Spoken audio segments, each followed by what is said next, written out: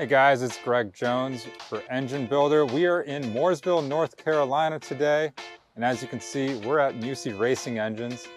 Going to be talking to Pat Musi and getting a little bit of a tour of the shop here. So let's go inside and talk with Pat. Come on.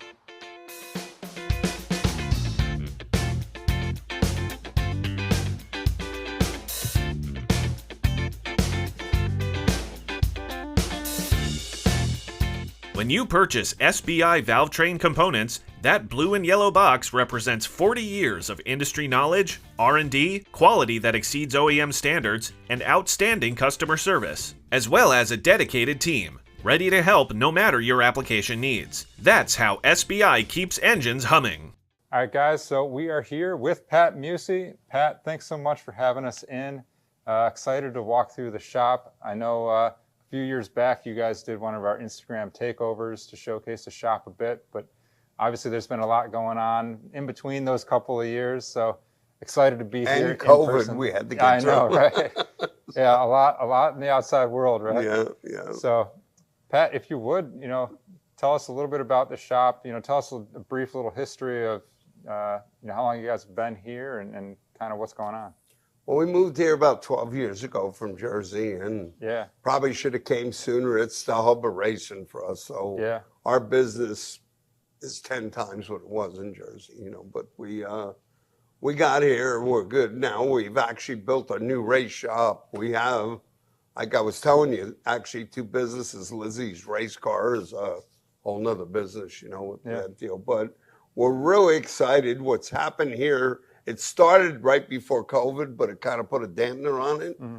But we have the Edelbrock Race Center, which you see the sign behind me, this Centroid. Yeah. So all the race heads will be done here, will come out of this building. Yeah. All the 555s will come out of this building. Okay. Meaning if you buy one, it'll be shipped from here. It'll be hands-on. It's a plug-and-play deal. We're really excited about gearing up now for the race center. So next week, if you kind of see behind me, there's a Coors stage. Yeah, and we can walk over there. Sure. Yeah. I'd walk you here first. This is Centroid. Okay. It's all been dialed in. We've made a lot of heads on it already, but now we're getting staged. These are actually the 555 rough core. So one of the good things about Edelbrock is they have their own foundry. Yeah. So with the supply chain, all the other cylinder head companies are struggling with castings. We don't have to worry about that. Our deal is to get them machined as quickly as we can. We're going to try to run 2 or 3 a day in here, and if necessary, put another Centroid.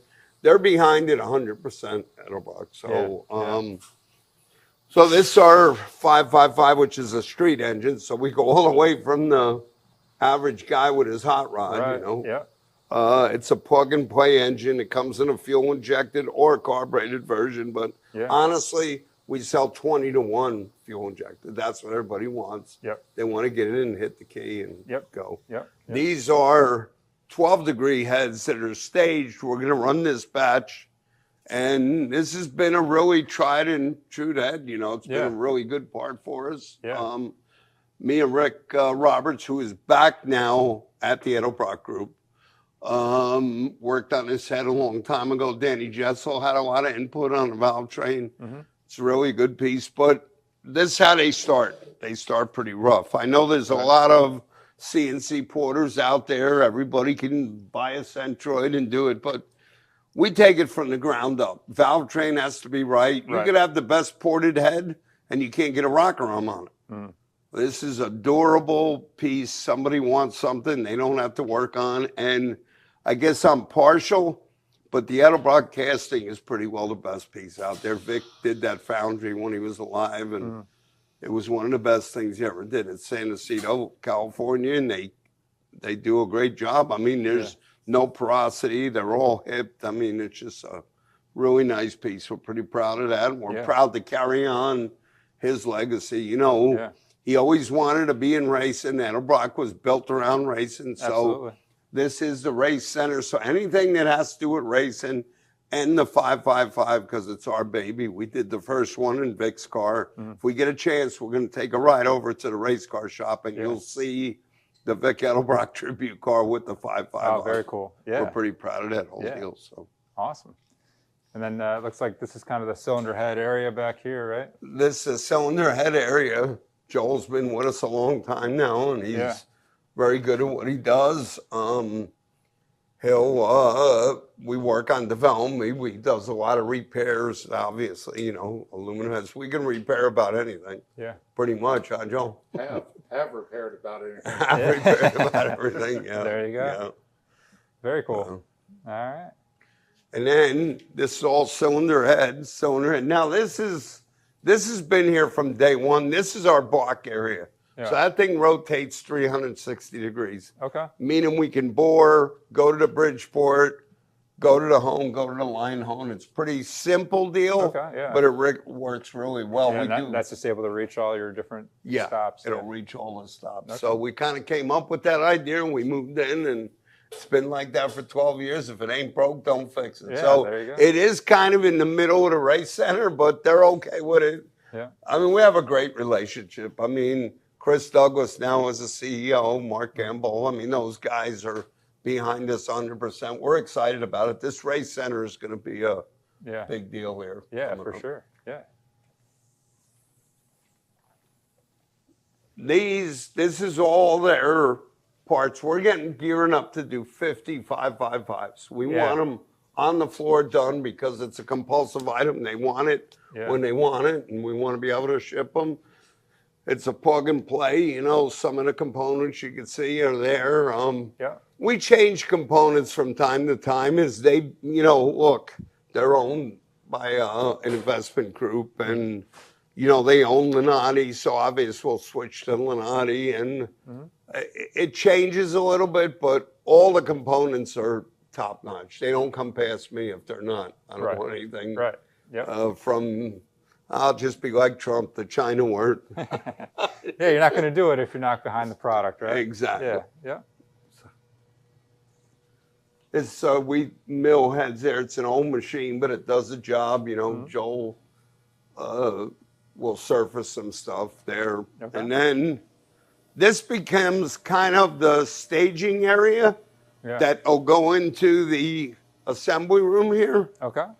All the carts, you know, everybody says, how do you keep track of everybody's engine? Right. Well, each cart is a customer. Yeah. So we keep his old parts. When you come to pick your engine up, you get all your old parts back. If you choose to scrap them when you're here, which a lot of them do, but we just want to show them what we changed, what they got new, and then also a new engine, we stage them in there. These carts are invaluable to us because you can put a complete engine on it. When they go in there, you know, the assembler knows what to do. One of them is out sick this week, Jonathan, and Robert is older than me. He's been with me 30 years. He works about 6 hours a day, which we're happy for, whatever we can get. He teaches the young guys. Everything he knows. Yeah. Yeah, very cool. So you said this is the assembly room back here? This is the assembly room. So here you can see this is basically a cart for that engine. Okay. Those are things that we're getting work on now. Yeah. New projects, and they'll roll the cart out. I know it doesn't look organized, but it's very organized. Everything is serial numbered. Yeah. If you call and you need a component, we just look up your sheet, we ship you the parts, and away you go. So. Yeah. Yeah. And then how many different engines will you guys be assembling kind of simultaneously? Is there we probably have, if you look out there in the staging area, there's probably 8 to 10 engines at all times, because if we run out of something, it's good we can jump on to the next one. Yeah. We want to stay in our little circle and not do one-off stuff. Unfortunately, we don't have the manpower, the time in sourcing parts. We have our parts for what we build. So that's kind of what we're known for, you know, service and turning people around, get them out the door. So. Yeah, and you got like the 959, the 632. You mentioned the 555. The 555, the new, that's that new Outlaw, that's 731. That's something new. We got 3 of those will be done in the next month here. We're excited about getting out there. So that'll be something we're adding to our little plate. But absolutely. You know, once I get something, I put a lot of time into how I'm going to develop it. Once I get something, I keep it so we can keep parts on the shelf. A big thing is service. It's like when I buy a piece of equipment, I look at their service record. Yeah. I can't be down. Well, a racer can't be down. I race myself, so I understand that. So you have to be able to service your customers. You can't tell them, oh, it'll be 30 weeks to get your crank. Come on now. We can't do that. You know, so. Yeah. Yeah, that's not a good situation. No. All right. Well, very cool.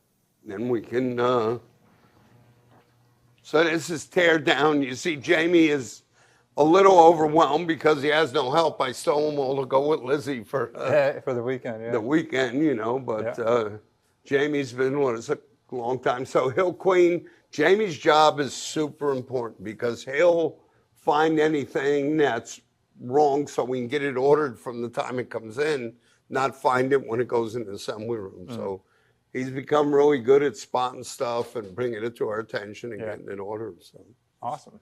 Yeah. really good. This is our fabrication room where we assemble manifolds, nitrous plumbing, linkage, throttle bodies. Okay. All our intakes, we designed this when we first came here 12 years ago. Yeah. They're all built on this fixture.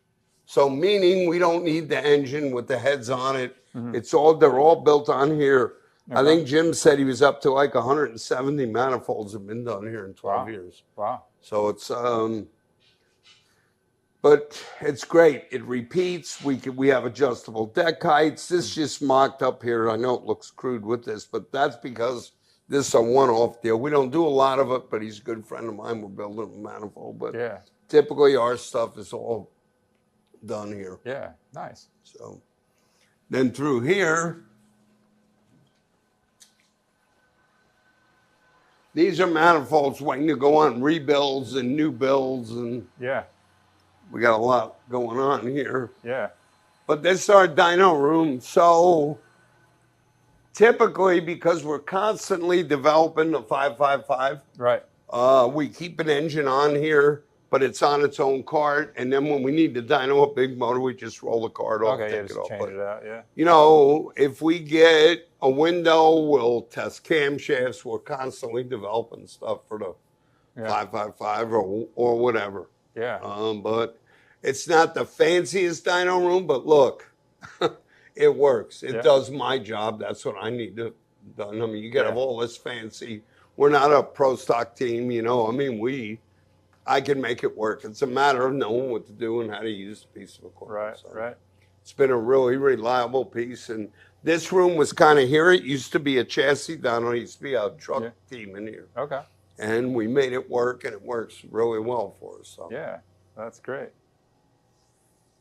Now, I understand with some of the nitrous stuff, you know, you don't always, you're not necessarily running it on the dyno with all the stages of nitrous, just because you know, it gets a little too high horsepower. And, what happens, it'll get away from you, and you could break. Even the hub dynos, we've seen crankshafts break on them. It's pretty wild, you know. I mean, you got to be careful. We'll run we've had up to 2,200 on that dyno. It'll hold that. Yeah. But any more than, like our motors make 1880 almost normally aspirated. So we just choose not to do that. We choose to do our tuning at the racetrack on the nitrous end of it. Yep. Very good. That's what we do. Very good. All right. Pat, where to next? Well, we can go, I think we can make it to the shop, and then we'll go to the airport. Let's walk if you guys are up for it. Yeah, let's do it. Okay. Engine Quest, your home for new OE type replacement and performance engine parts and cores. For our full line of products, visit enginequest.com or call 1-800-426-8771. Engine Quest, the name you trust for engine parts, cores, and recycling. All right, guys, so we just made a quick drive from the engine shop over there at Musi Racing Engines, and now we're at the race shop. And Pat's been kind enough to open up the doors and let us check out what's going on here with some of the race cars and some of the muscle cars. All right, guys, so let's go inside and check out the race shop and see some of the cars that are in there.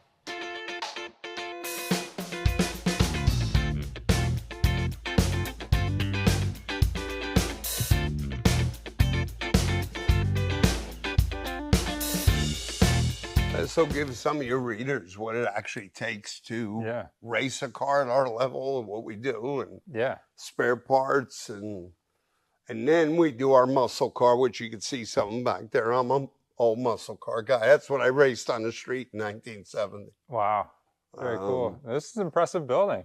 That's Yeah, awesome. I actually GC'd it myself.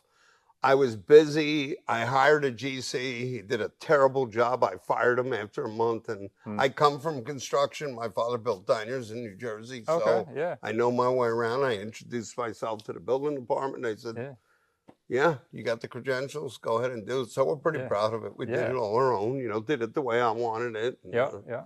So how many square feet is this building? It's about 9,000 feet. Okay. It's all air conditioned, heated. It's pretty proud of it. I mean, it come a long way, but it just makes it the rig will come in. These are 16-foot doors, back up, unload the car with the door closed. I made it long enough. Yeah. We can actually do 2 cars. That's why there's a door on the other side. But with the muscle car deal, you could see Norma Jean in the background that Lizzie ran on a Gone Girl show, and that just came back from Australia. Okay. Believe it or not. Yeah. You guys were over there a little while. Yeah. It's a customer car that we're prepping. He's out of Vegas. Yeah, let's walk around just to see some of the different cars you guys got. Sure. So this belongs to a really great guy, Tim McCoy. He's out of Vegas. Okay. Coincidentally, he sells fireworks. Area 51. Okay. So you see some in the corner, we're prepping. Oh, nice. But yeah, we're just getting it all ready for him after his season. 4th of July will be big for him. Yeah, sure. We're going to go out testing with him, and he's really a great guy. But we do complete car preps, from start to finish. We also do that. So there's a lot goes on here. Yeah. This is the famous Norma Jean car. Yeah. That it was originally built for the Gone Girl. We literally had 2 weeks to go get this car, get it ready. Wow. And get it on the show, on the Gone Girl show. It's not the cleanest piece because it just arrived back from Australia. She ran it in Australia, which that show is going to air soon. So this is a whole separate business. Lizzie's deal has become its own entity. It's a pretty big deal. But absolutely. That's awesome. And then these are some of the muscle cars. These are actually, that's my wife's Corvette. It's a 67. The one in the middle here? Yeah. This is an original car. This isn't really it's a muscle car. It's a big buck car, but it's got factory air, but it's a Bloomington Gold. Oh, wow. That's original gorgeous. car. So yeah, I like the color. Liz will drive this. I'll take that. These are our 2 personal cars. But we got the idea of selling some muscle cars, prepping them. Yeah. We did a 69. The first one is gone. It gets a certificate. The second one, we did a tribute to Vic Edelbrock because he got the first 555. Okay. And this is what they'll look like. This will be the basic concept. Yeah. It's not your resto mod. Yeah, it's got a custom interior. It's got vintage air, but it is a muscle car. Yeah. It's got a big block in it, not an LS. Yeah. Not your mother's motor. It's got your motor. It's a muscle car. So, and that's what we want to push. My brand will be, that's what we're known for. And but it drives just as good as any new car on the road. Starts, drives. You've seen some of the startups.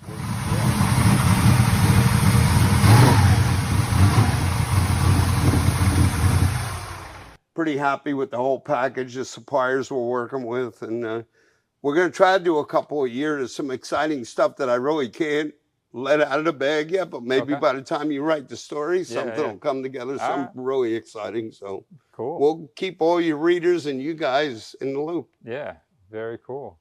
Now, this is awesome. So like you said, you guys got the muscle car stuff going on. Obviously, you got customer things that come through here as well. And then, your own personal race stuff and Lizzie's stuff. So I got a lot on my plate, but I got really good guys. And, we're always looking for help. Help is hard to find, but we get them. I train them. I enjoy training them, and seeing them come along. We've got a couple kids that have come a long way. Yeah. Elliot, Jeremy, Jamie, they've really come a long way with us. And they got a great future. And, hey, this is what I've always worked for, So. Yeah. No, it's awesome. And we appreciate you sharing it with us. Now, before we end, we did see this Model T up front. Yeah, let me go talk check to you that about out? that. Yeah, let's go check it out. That's a little unique in a race car shop, right? Yeah, it is. So I understand this is something that you guys did with the Jessel family, right? Yes. So Danny Jessel went and bought this. Right before Hurricane Sandy, it was in a garage. The woman was the original owner. Wow. And Danny bought it, and he always wanted to get it running. Of course, Danny passed. Me and Danny we have history from the 70s. I mean, we're just great friends, worked together, did so many projects. So Wayne said, can I keep it at your place, and can we get it running? So we're going to get it running. Actually, a friend of mine, Donnie Wilson, is going to get it running in the next couple of weeks for him, just as and then they're going to have some show in Charlotte. They're going to display it. But you can see on the, it's got Danny's name on the insurance card. Wow. It belongs to Daniel Jessel from Jessel. So super cool. We're pretty proud to be able to get it running for him. Danny would have been happy, you know, so. And it's an original car. I mean, it's you're saying all the wood is original? All the wood's original. I mean, it's pretty crazy that. And it had one prior owner. One original owner he bought it from. Wow. So a funny story, when he went to check on the old lady that sold it to him, Hurricane Sandy had come through. So the garage this was in, he took it out 2 weeks prior to the hurricane. The water would have been up to here. He measured off. So it would have been destroyed. Yeah. So he basically saved it. But he checked on her. That's how Danny was. Really, Danny bought this, and they had a Roadster. He bought both of them. Okay. And he just wanted to help the woman out. That's just how Danny was. But he liked the fact that it was original. And he bought it. It sat at Jessel's place for a long, long time. You know, then when Danny passed, Wayne brought it down here. And we're going to see if we can't get it running for him. Yeah, yeah. And in terms of the engine, you're keeping that all original? Oh, we're going to keep it all original. We're going to get it running. And that is, you know. I'm into collectible stuff. You can see those were, that was done actually at the Coca-Cola Museum. The guy that does them for Coca-Cola, I bought that probably 35 years ago. But that's not a replica. That's the real deal. Yeah, very cool. I enjoy my old collectibles. You see some of my Sunscope stuff in the background. Yeah, absolutely. And my muscle cars are mine. Muscle cars, well, like you said, your car there has been around for 40 years, so that's very, very cool. Yeah. So. All right. Well, Pat, again. We really appreciate you coming by. We really appreciate you giving us some time. I know you got a lot going on with everything, and but it's always great to spend some time with you, see the different get shops. Enough out of it, for you and your viewers. I noticed a little away from engine building, but I'm sure your viewers. Oh, it's all adjacent though. You got to build the engine, and then you got to race the engine, right? Yeah, you see the finished product in the cars, so I think it's great. That's a 959, by the way. Yeah. That's pretty awesome. Well, we appreciate you guys coming down and. All your readers, we love our fans, so thank you. Well, guys, on that note, we appreciate you all watching. If you do have questions or comments for Pat, make sure you guys leave that down there in the comments section, and we'll pass it along. And make sure you're checking out everything that they got going on. And make sure you check